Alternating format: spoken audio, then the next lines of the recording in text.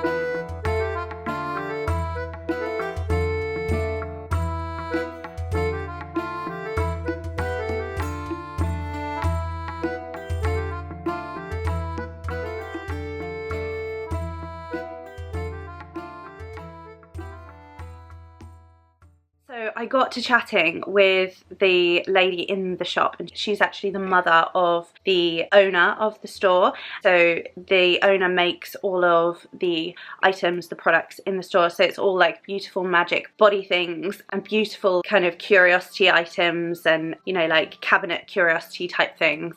Such beautiful art, and the art on all of the products is created by the lady's partner. So it was just so stunning, and I'll show you first of all the illustration that I picked up as a print. You're gonna absolutely die when you see it. It's just amazing. Like, literally look. I mean, I think I'm gonna take it out of the wrapper so you can see it. The shop is called the Haunts Curiosity Shop, They're on Instagram. There's a website, the Haunts Curiosity Shop, so I'll link it below, of course. The illustrator goes by Joseph Ghost. So yeah, this is the print, and it's just, isn't it, absolutely epic for fall and Halloween, and I'm absolutely in love with it. It's so jack-o'-lantern. Oh my god, I just absolutely love it. Like, and they're stocked in a store in Salem. So this is called Samhain Forever. You can see that? There we go. I think maybe you can see that now. But it's just the most beautiful, and I was just, yeah, absolutely obsessed. I think I might actually have to get it framed. I've got some other prints that I need to get framed as well, which you probably have seen. I tend to keep them in the wrapper and then just blue tack them to the wall, like, until I can find a photo frame that I want. Or, you know, I often find like it's kind of a faff finding photo frames or yeah, illustration frames that work, because a lot of the ones I see in like the main shops I don't like, and then if you get like a really specific one, sometimes they're really expensive, and I just pretty much haven't had the opportunity with some of my other prints, so I'll have to do that at some point. But you can still enjoy it obviously as is. So that's the first thing I wanted to show you, and then show you this one.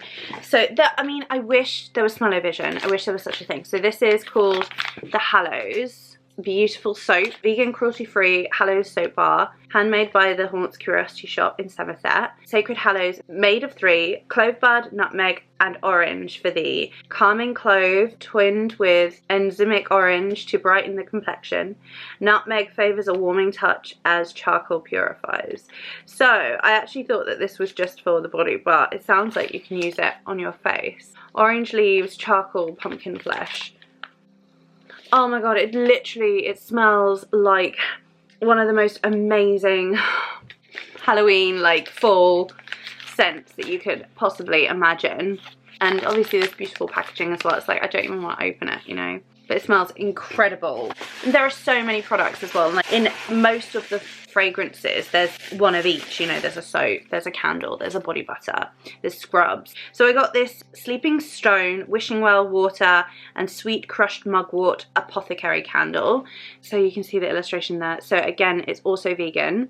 And this is just like really sweet. And as you can see, it's got beautiful crystals. I wonder if they're moonstone or quartz. Maybe they're quartz. And the mugwort, and oh, just, it smells so delicious, and it smells sort of floral and herby and like sweet, and kind of like marshmallow as well. Like, oh, so good.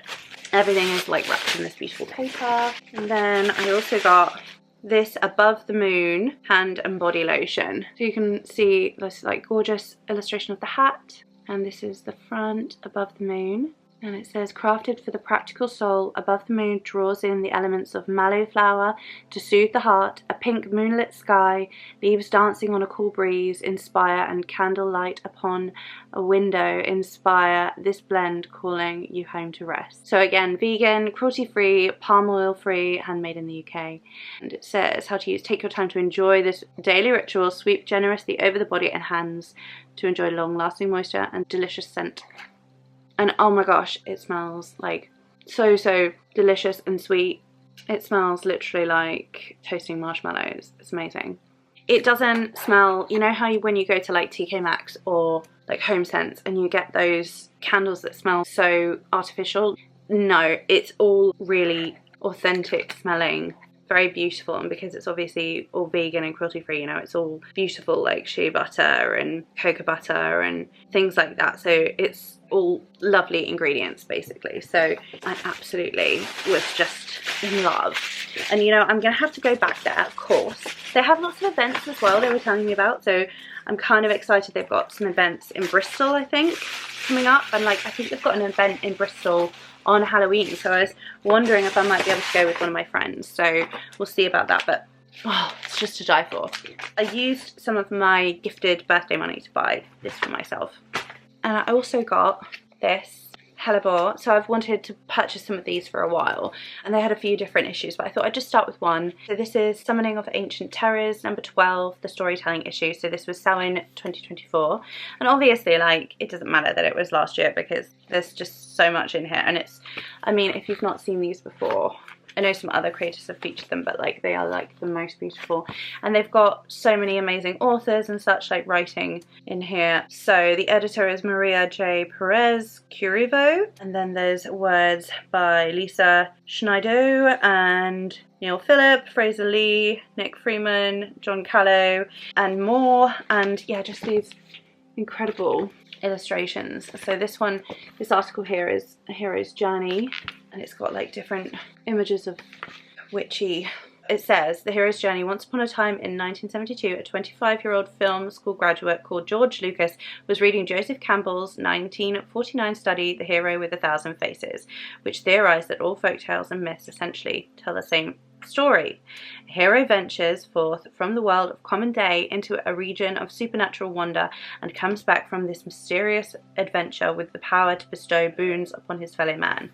On the back it says, the landscape of these isles is embedded with stories of how the devil and a race of giants became architects of hills, mountains and caves, of a host of fairies glimpsed in twilight tales, of the outlaw hero who defiantly embodies the countercultural essence of England, of an innate magic emanating from the land itself.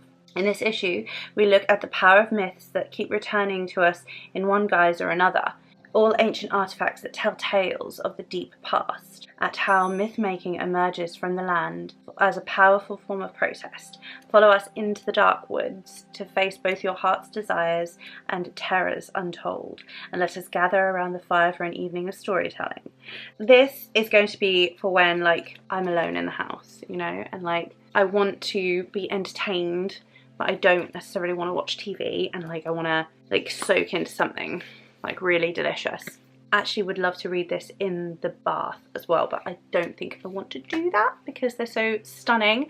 Obviously, like, I'm just gonna read and then like collect some more, and they're just, yeah, love them. So I also got some books, of course, and there was one book that I wanted to share in the last video, which was the haul video, which I filmed, like, was it just after the summer solstice? So it was a while ago now. So now it's 19th of August. So this book I completely forgot, and it was also gifted to me from Cross Crow Books. It was because it was in a different place, right?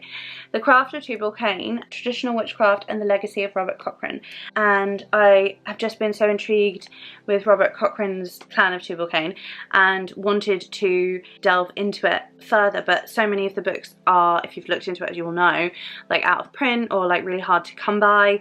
And so I have read some of Shani Oates' work, but I did find it really hard to kind of digest because it's so like poetic and flowery and all over the place. And so I'm hoping that this will be a little bit more like, I don't know, make a little bit more, I don't want to say that, but like be a little bit more like digestible and less kind of, oh, like, what's it called when stream of consciousness, that kind of Virginia Woolf style, less kind of like that. But yeah, so this says, explore the wilder myths and legends associated with Tubal Cain.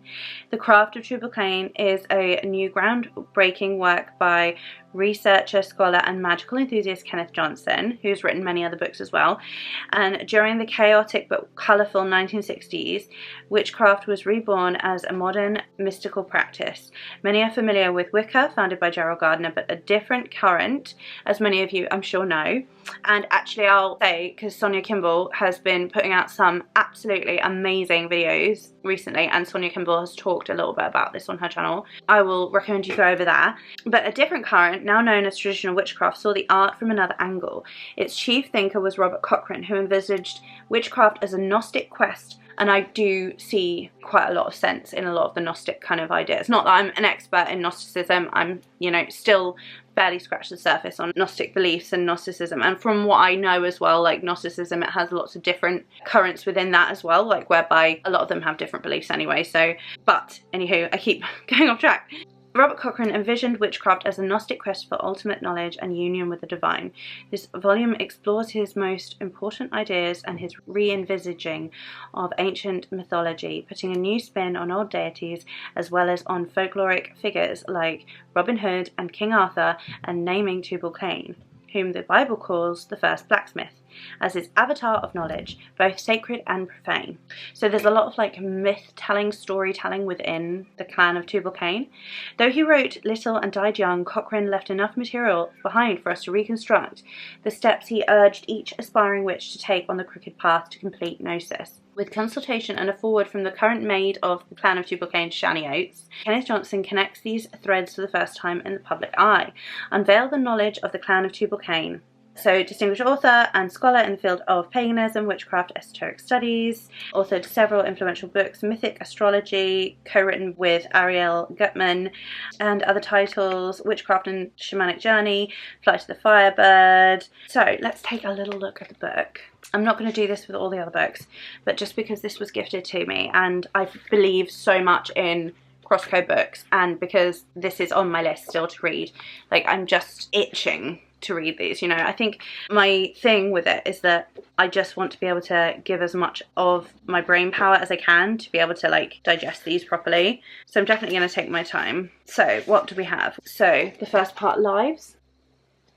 So a poet and his muse, and the brief and magical life of Robert Cochrane. And then myths, the magical cosmos of Robert Cochrane, so the castle of the east, the castle of the west, the castle of the north, and the castle of the south. Chapter 4 is Tubal Cain and the Horned God, the Masonic tradition, the Guild of the Horseman's Word, the Oak King and the Holly King, the seasonal kings, the goddesses Diana, Hecate, Persephone. Oh my gosh, this is going to resonate for sure. Because Hecate has come to me before, and so has Persephone now. And actually, recently, Diana, which, yeah, is kind of wild. The Wild Hunters, traditional figures, Cochrane's cohorts, and the goddess. Rituals, the power of ceremony, the Sabbats, the priestly mysteries, dreams, remembering your dreams, shamanic dreaming, modern psychology, past life memories, union with the divine. So there's heart meditation, prayer for the heart, Sufi breathing meditations. Then there's sigils and runes. Oh my gosh, I'm going to love this. Sacred poetry, sacred earth, and then legacy is the epilogue. And again, with the crosscode books, you can see like just how stunning these are. I'm absolutely in awe. To be honest, I want to read this like immediately. So that previous video, I am currently reading, because I've been having a lot of chronic pain, I'm currently reading Chronically Magical, and I'm absolutely loving it. It is such a beautiful book. So if you haven't seen my previous video, go and watch that. But also I mentioned Beverly Butterfly. She did a whole review on her channel, so you can go and watch that if you like. But oh my gosh, I love it. It's just fantastic. And yes, it is kind of like introducing people to witchcraft, but for someone who has been a witch for a long time but not had a chronic illness, well, not been diagnosed until last year. I've been suffering for a number of years now. I'd say probably about 5-6 years, but getting worse. And then only being diagnosed last year, I felt so heard and seen reading that book. I'm about halfway through now and I'm loving it. So that's the first book. So this is like a carry on from the other video, if you will. This is a book that I got along with something else, because there are some amazing essays in here by Lon. So this is Aleister Crowley's illustrated Goetia. I have the McGregor Mathers version of the Goetia. I also have like a number of Stephen Skinner tomes, like Solomonic Magick, and I have the Goetia of Dr. Rudd. I also have this, which is amazing. So I've been trying to like not scroll in this one, but this one I've read fully, and then the Stephen Skinner ones I've dipped in and out of, but I've not read them cover to cover yet. But so I've been teaching myself really about the Goetia for, I don't know, like the last 3-4 years, I think, just dipping in and out every now and then, but like I'm just learning really, because I don't necessarily want to do like a Solomonic evocation in the same way. That's maybe not my bag, but I am really interested. I had like a visitation from a spirit who claimed to be Baal. That was like 2.5-3 years ago now, and so yeah, I have been sort of investigating very slowly. But it may also be worth just showing these to you, because I didn't show them in the video. This is the key of Solomon the King, so it includes the greater key and the instructions.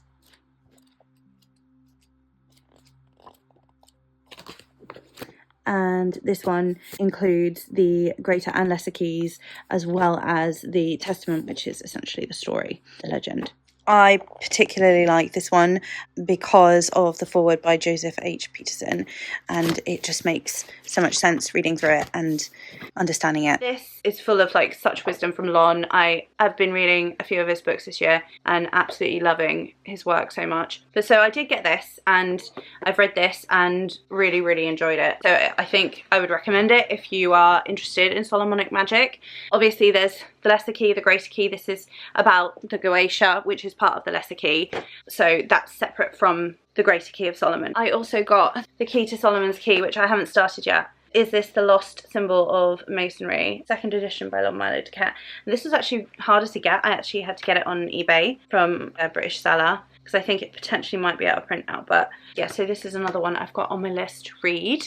I have actually now read this book, The Key to Solomon's Key by Lon Milo Duquette, and I can say that along with Aleister Crowley's illustrated Goetia, which includes those essays from Lon Milo Duquette as well as Christopher S. Hyatt, and with the illustrations by David P. Wilson, I would say that The Key to Solomon's Key is also worth a read. Now, it has quite a lot of historical explanation within and goes quite into depth about the legend and the historicity of the Bible, as well as sort of outlining the secrets of Solomon and making much more sense of the text. So I also would recommend this as reading. I think Lon's just able to distill the ideas in a way that doesn't like lose anything, but it explains it for a modern occultist, and I absolutely love that. And it's really, really helped my study of the Goetia and then the greater key as well as the lesser key of Solomon. And it's really, really helped with my understanding and my studies thus far. So I would highly recommend this as well if you are interested in learning more about King Solomon and the connection between the Freemasons as well as sorcery. With my birthday money, and of course on the same day that we went to Frome, we found ourselves like, oh, we should go for dinner. We thought we'd go for dinner in Glastonbury, and there's a place just outside of Glastonbury called the Shoppe Inn, which is so nice. I don't know if you guys have been, but it's like fun pubby restaurant with like lots of quirky things and art and stuff, and the food is so good, and we had burgers and they were just absolutely delicious. But before we went there, we did think about going to Queen of Cups, so we were in the town, and of course I ended up getting this from the bookshop, Courtyard Books. So this is Black Mass from Thomas Karlsson. It's the book that follows on from the first one, Goetia, Clipoth, that one. So this is Black Mass, the sabbatic tradition of, I can't say this, I don't even know because I've not started the book. So Shaitan? I don't even know what it is. Obviously I know what the Clipoth is, but the sexual sorcery of the Clipoth, dark paths. So I'm not sure about what the Shaitan is. So it says there are certain times when some epoch making books come out. They've not been able to write either before or after. When contemporary classic Kabbalah, Clipoth and Goetic magic was written, it became a paradigm shifting work. So yeah, that's it, Kabbalah, Clipoth and Goetic magic. This book is the deserving continuation and constitutes the second part of a dark magic trilogy. I'm not sure which the third one is. Now it's time to go even deeper into the dark mysteries with the Black Mass, sabbatic tradition of Shaitan and the sexual sorcery of the Clipothic dark paths. I mean, one thing that I noted about the first Kabbalah, Clipoth and the Goetic magic was that only a few of the paths were actually kind of written out and recorded and discussed in that book. So I don't know if it's in this book that Thomas Karlsson goes into further depth or not. But also the illustrations are just like stunning, aren't they? That was another birthday gift I got for myself. I also, randomly, this was before my birthday, I picked up this one, Lilith and Lamashtu, not Lilith and Lamashtu, Legends of the Ancient Abyss by Michael W. Ford, because I was looking for it and it happened to be at like 70% off on Amazon, and I don't know whether it was like a fluke, but I got it for like £5, so I was like, yes please. So I did actually dip into this, I started it, but again, like, as you can see, I have like 1,000 books that I'm desperate to read. Like, I'm like, how do I? So I'm just reading what I'm reading at the moment. But of course, like I always, it annoys me. I always start and then but it frustrates me. I want to be able to just do one and finish it and then move on to the others. But I get so excited and so I dip in and out, you know. I think lots of other people can relate. I think lots of people do this. And then when I was at the bookshop last week with my little ones because it's summer holidays, of course, and I took them to get some books. I couldn't resist picking up a tome that has been on my list for so long, as you can imagine why. There are a few like this. I mean, there's all of those. There's like Spirit Worlds, there's the one about tarot, there's the one about astrology, there's the Witchcraft one, you know, Thames Hudson, or is this is Thames Hudson. It's not the Thames Hudson, it's like a series, and they're like the most amazing coffee table books. So the bookshop, they did, this is just our local bookshop in Exeter, they did have the Spirit Worlds one. I was so tempted, but I just thought, oh, you know, the first one I get really should be that big Witchcraft tome, and then probably the astrology. But so I went for this one, which was £5 cheaper as well, so this is 25, but like what a beautiful, and I haven't started it yet, but I've flipped through it like a number of times. I mean, I did read the first paragraph, but that doesn't really count, but like just, oh. So I mean, this, it can be like one of those books. I did think, like, should I take this into like the bathroom, and this could be like my toiletry. Oh my god. So like this could be one that you just do, you have on your coffee table and you dip in and out of with a cup of coffee. But it's so stunning. So it's basically decoding the visual culture of mysticism, magic and divination. So it says, searching for the philosopher's stone in the pursuit of transmutation and immortality, harnessing the properties of the natural world to cast spells, magic spells, seeking visionary experiences to connect with the spiritual world, conjuring demons to enact our desires, using the tarot and astrology to divine the future. The quest to understand the mysteries of the universe and to tap into its powers has fueled manifold occult philosophies, from the early esoteric traditions of the ancient Egyptians to the practices of modern occultists. For hundreds of years, occult or hidden knowledge has been recorded in esoteric manuscripts, enshrined in illustrated grimoires, inscribed in stelae, incorporated into cryptic paintings, and embodied in arcane ritual objects. Delve within these pages and pore over the myriad intricate images, ornate manuscripts, and intriguing ritual objects, and discover the meaning concealed within the secret ciphers, mysterious symbols, and covert rituals of the occult. And there's also another one which is literally called Occult as well. It's called Occult Art. I think it's by Elizabeth. I'm sure you guys have seen it. That's the other one I was also choosing between, and I had to go for this one because I thought it would have more information relevant to me right now. It's just beautiful, isn't it? Stunning. And I also picked up this, which has been on my list for ages now. Tabitha Stanmore, they have been doing this amazing podcast, also with two other authors. I will link the podcast that Tabitha Stanmore has been doing with two other authors, and it's all about the folklore and the witchcraft trials and actually discovering what it was like through the witch trials. So Cunning Folk, Life in the Era of Practical Magic. It says, imagine it's the year 1600 and you've lost your precious silver spoons, or perhaps your neighbour has stolen them, or maybe your child has a fever, or you're facing trial, or you're looking for love, or you're hoping to escape a husband. What do you do? So it's the winner of the 2004 Catherine Briggs Award, and Tabitha is a social historian of magic and witchcraft at the University of Exeter, and it makes sense because their podcast is recorded in Exeter, and Mark is also, I believe, works at the university as well, and I read one of their books this year. So good. It will definitely be featured in my end of year thing. Marion Gibson is the other author, yeah.